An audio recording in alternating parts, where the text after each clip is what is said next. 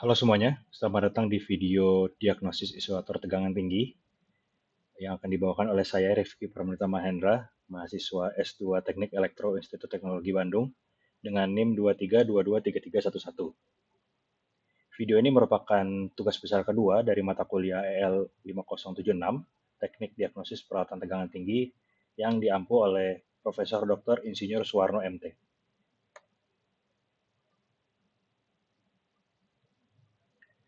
Ini adalah outline pembahasan dari video ini yang akan dimulai dengan pendahuluan, yaitu prinsip dasar dari isolator tegangan tinggi. Lalu akan dilanjutkan dengan analisis tim yang akan membahas stres-stres yang dialami oleh isolator, lalu penyebab kegagalan pada isolator, metode diagnosisnya, dan diakhiri dengan pembahasan mengenai cara memperbaiki kinerja isolator. Baik, kita mulai dengan prinsip dasar isolator. Jadi isolator tegangan tinggi adalah komponen listrik yang berfungsi untuk mengisolasi bagian-bagian penghantar listrik, yaitu konduktor ini. Kalau teman-teman lihat di gambar sebelah kanannya ini kabelnya ini, pada sistem tegangan tinggi sehingga tidak terjadi short circuit. Short circuit kemana? Ke tiang yang menopang ini, atau misalkan di sutet di tower transmission, itu dia akan menjaga agar si konduktor itu tidak short circuit ke si tower transmissionnya gitu. Nah, isolator ini punya dua fungsi utama. Fungsi pertama adalah fungsi elektrik, di mana dia harus mengisolasi atau memisahkan bagian penghantar yang bertegangan si konduktornya itu dengan komponen lainnya yang ada di sekitarnya, sehingga harus bisa merambat dengan baik di konduktor dan tidak terjadi short circuit. Dan yang kedua ada fungsi mekanik, di mana isolator harus menopang beban dari si konduktornya. Kalau dilihat di sebelah kanan lagi, bahwa si kabel ini ada di atas isolator pospinnya ya, jadi dia harus menahan beban di si konduktornya ini, yang dimana untuk beberapa konduktor itu semakin besar tegangannya semakin berat. Atau misalkan di tower transmisi, di mana umumnya pakai isolator suspension, dia harus menahan beban gantung dari si isolator di konduktornya. Itu adalah dua fungsi utama dari isolator tegangan tinggi. Nah, yang di kanan ini adalah equivalent circuit dari sebuah isolator yang terdiri dari sebuah resistor dan kapasitor yang dibuat paralel. Nah, sebelum kita membahas teknik diagnosis dari isolator, penting untuk kita ketahui bahwa untuk menjaga kondisi dari isolator itu amat penting dalam sistem tenaga listrikan, di mana kita lihat di sini angkanya adalah 35% dari kegagalan sistem itu dikontribusikan oleh isolator. Dan kegagalan isolator ini 90% atau hampir semuanya itu terjadi karena kegagalan isolasi. Jadi penting untuk kita ketahui bahwa menjaga isolator ini merupakan sebuah keharusan dalam menjaga sistem tenaga listrikan gitu. Bahkan isolator ini merupakan angka tertinggi sebagai kontributor kegagalan sistem dibandingkan generator, trafo, gis, dan power cable. Oke, ini adalah analisis stres pada isolator yang akan menggunakan analisis tim, yaitu thermal, electrical, ambient, dan mechanical. Yang pertama adalah analisis untuk thermal ya. Untuk sebuah isolator tegangan tinggi akan umumnya akan dipapari sinar matahari yang kalau di Indonesia khususnya itu sangat tinggi temperaturnya dan panas dari arus bocor. Jadi ini adalah stres thermal yang dialami oleh isolator. Lalu untuk stres elektrikal seperti peralatan tegangan tinggi lainnya, isolator juga akan menghadapi tegangan tinggi, medan tinggi, dan arus. Khususnya untuk isolator ini ada arus bocor. Jadi itu adalah stres elektrikalnya.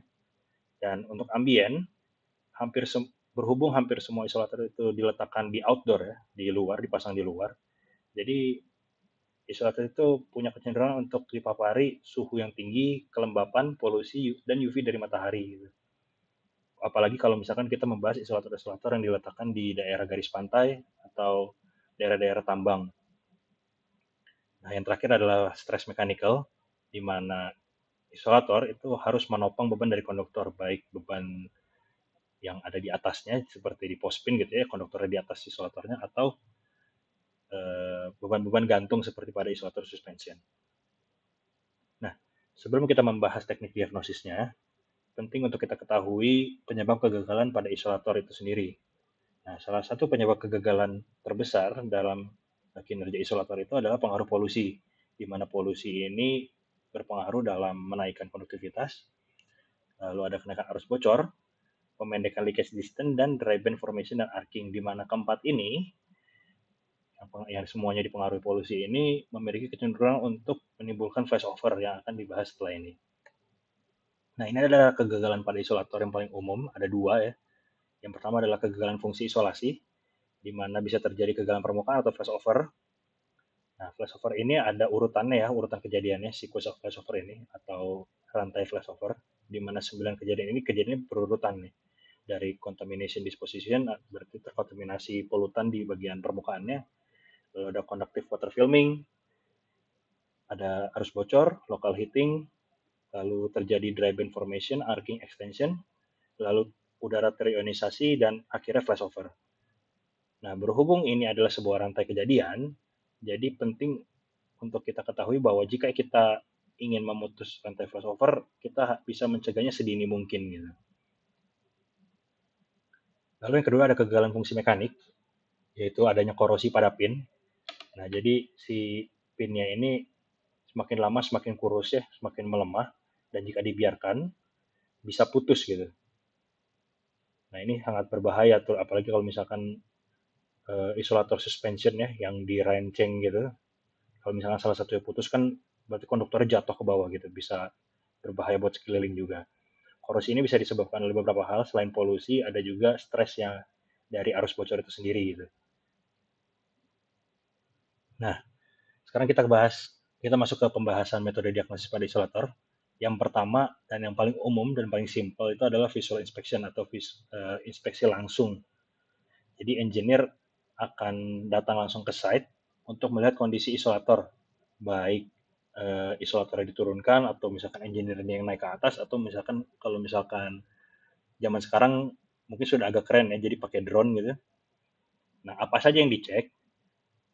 Engineer-nya akan mencari potensi kerusakan-kerusakan pada isolator seperti retakan, pencemaran, jadi apakah si isolator itu kotor gitu ya, tercemar polusi, atau ada jejak-jejak pelepasan pada permukaan isolator, jejak-jejak flashover gitu. Oke, itu yang pertama, yaitu visual inspection yang paling mudah. Lalu ada thermal inspection. Kalau tadi inspeksinya fisik, itu yang bisa kelihatan mata langsung, sedangkan thermal ini kan nggak bisa ya. Nah, jadi thermal inspection ini akan menggunakan kamera inframerah untuk melihat atau mengidentifikasi hotspot dari isolator gitu, terutama bagian permukaan, untuk melihat apakah permukaannya sangat panas gitu ya, karena kan ini berpotensi juga untuk satu mendegradasi si isolatornya sendiri, dan juga bisa meningkatkan arus bocor gitu. Itu thermal inspection. Lalu ada hypotes. Hypotes ini digunakan untuk menguji kekuatan isolasi dengan mengukur tegangan di sepanjang isolator. Jadi tujuannya itu untuk melihat distribusi dari tegangan di isolator ini gitu. Jadi dia akan ngecek satu-satu di bagian atas, di bagian bawah, dan dia cari tahu gitu distribusinya gimana, apakah normal atau tidak.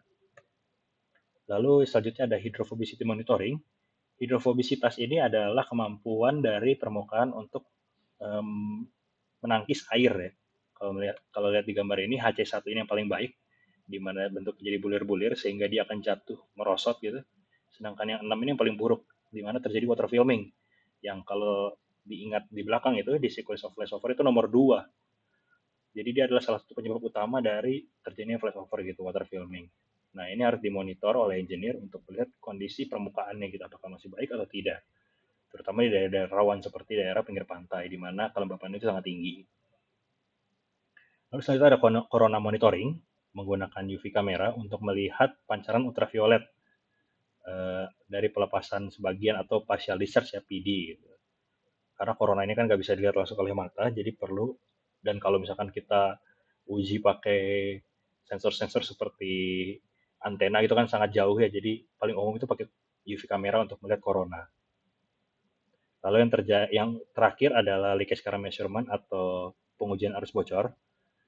Arus bocor ini merupakan nomor 3 di rantai flashover tadi, dan perlu diketahui gitu angka arus bocornya berapa, karena kalau sudah terlalu tinggi kan berarti potensi untuk flashovernya tinggi juga gitu. Nah, leakage current ini kalau di lapangan bisa kalau leakage current ini pengukurannya bisa dua, antara di lapangan berarti dengan online monitoring, atau diturunin dulu isolatornya lalu dibawa ke lab untuk diuji leakage current-nya gitu. Nah, setelah kita mengetahui cara-cara untuk mendiagnosis isolator, sekarang kita akan membahas bagaimana kita cara untuk memperbaiki kinerja isolator. Salah satu cara untuk memperbaiki kinerja isolator adalah dengan mengaplikasikan teknologi coating pada isolator. Nah, ini ya yang di sebelah kanan ya, ada operatornya yang sedang nge-spray si material coatingnya ini ke isolator long rod. Tujuan coating ini untuk memberikan beberapa manfaat seperti meningkatkan hidrofobisitas pada permukaan, karena keramik ini hidrofobisitasnya tidak begitu tinggi ya. Sedangkan coating material yang diaplikasikan ini umumnya adalah silikon rubber. Ini memiliki angka hidrofobisitas yang jauh lebih tinggi dibandingkan keramik biasa. Lalu untuk meningkatkan flashover voltage, lalu yang ketiga adalah leakage current yang lebih rendah. Nah, ini kuncinya ya. Karena jika kita ingin mengurangi resiko flashover, maka kita harus memutus rantai flashover setinggi mungkin, yaitu kita ingin mengurangi leakage current-nya gitu. Nah, aplikasi coating ini sangat bermanfaat untuk beberapa daerah seperti daerah industri, di mana polusinya tinggi, daerah pesisir di mana eh, kabut garamnya juga tinggi, dan daerah-daerah cuaca ekstrem lainnya gitu. Nah, ini adalah teknologi coating untuk isolator yang di Indonesia sudah mulai diaplikasikan. Sekian video dari saya, terima kasih.